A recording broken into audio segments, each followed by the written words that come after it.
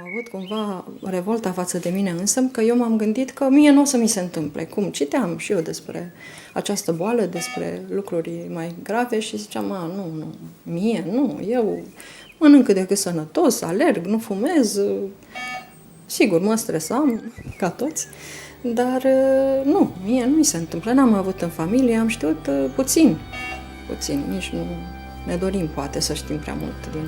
Dar, pe de altă parte, nu iartă pe nimeni, nu alege de ce m-a ales pe mine.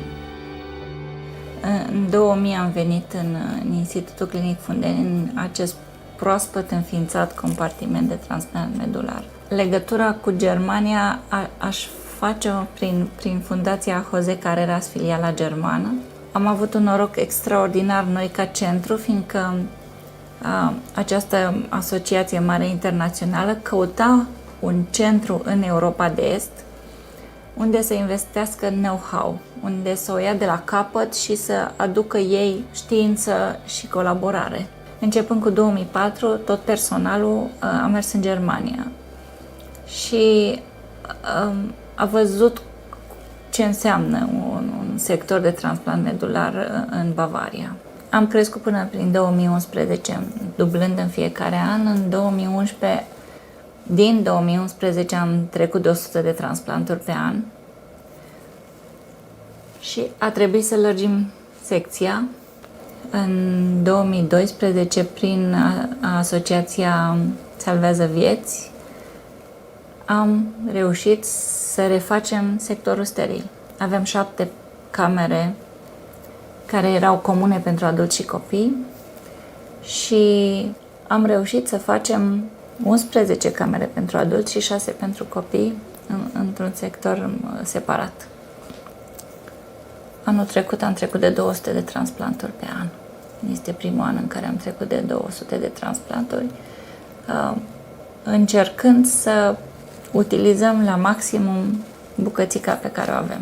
M-am dus foarte târziu și aș vrea să spun să nu repete alții această greșeală. Lucrurile ar fi fost mult mai simple dacă m-aș fi dus mai repede. Nu stați. Dacă slăbeam, mă simțeam obosită. Dar, cum să spun, era oboseală din aceea să mă pună la pat. Am călătorit, am fost și în străinătate și aveam și febră, dar n-am știut. Mi-am dat seama după vreo lună. Viața de după e o viață de acceptare, de împăcare, în care negociez pentru că nu știu ce mă așteaptă în viitor. Eu am avut și recădere și acum sper să nu mai am cu alotransplant. Boala aceasta îți cuprinde nu doar trupul, ci îți cuprinde și mintea. Intră, e insidios așa, intră în mintea ta și cumva te paralizează. Lecția foarte importantă pe care am învățat-o este că trebuie să fii în gardă permanent și fiecare dintre noi trebuie să fie în gardă. Orice aparținător sau oricine intră pe secție trebuie să sune la ușă, este preluat de o infirmieră sau o asistentă, este îmbrăcat îi se dă halat, capelină, mască, botoși, da? Iar apoi poate să meargă în vizite la pacient fără nicio problemă. Fiecare bagaj este desfăcut și totul este selectat ce avem voie, ce nu avem voie. Cărțile sunt băgate de obicei la ultraviolete și revistele, da? Iar sticlele, borcanele sau ce mai are pacientul sunt dezinfectate cu șervețele sau cu alcoolul care îl avem. Da, din păcate lucrăm cu pacienți care sunt izolați. Unii din ei stau internați o lună jumate, poate mai mult. Adică, de exemplu, sunt pacienți din provincie la care nu are cine să vină. Deci familia nu își permite să vină zilnic în vizită. Psihicul unui pacient este, pe lângă tratamentul pe care îl faci, și psihicul unui pacient este foarte important, să se simtă ca într-o familie. Noi asta încercăm să facem aici. Da, atmosfera e de glumă, atmosfera e optimistă, asta e fantastic. Iar aici, în centrul de transplant, e un pic de, nu știu cum să-i spun, Germania, ca profesionalism. Am făcut un transplant nemțește în Fundeni, dar cu empatie românească, dăruire.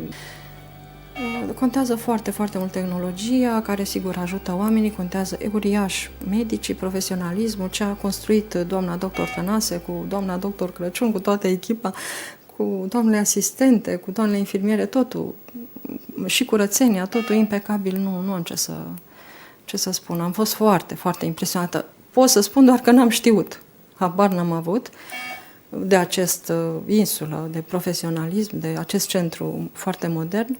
Vă plimbați prin camera, faceți gimnastică.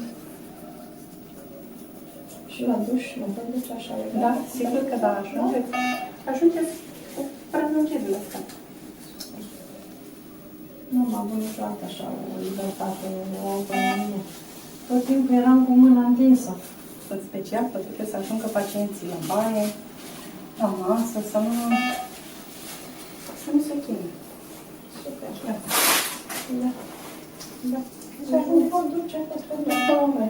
Incredibil asta, chiar e o invenție excelentă. Ia, spuneți-mi, cât ați băut astăzi? 1 litru 400, 1400. Primul lucru, evident, te previziți la medic, treci prin ecografii, ajungi la un computer tomograf. Dacă este limfom malign, Hodgkin a fost la mine, automat trebuie făcut încă de la diagnosticare un PET-CT. Eu nu l-am făcut la vremea aceea, așa a fost procedura, în fine. Și, evident, urmează chimioterapia de primă linie. De ce e important acest PET-CT de la început? Pentru că arată absolut tot ce e în corp.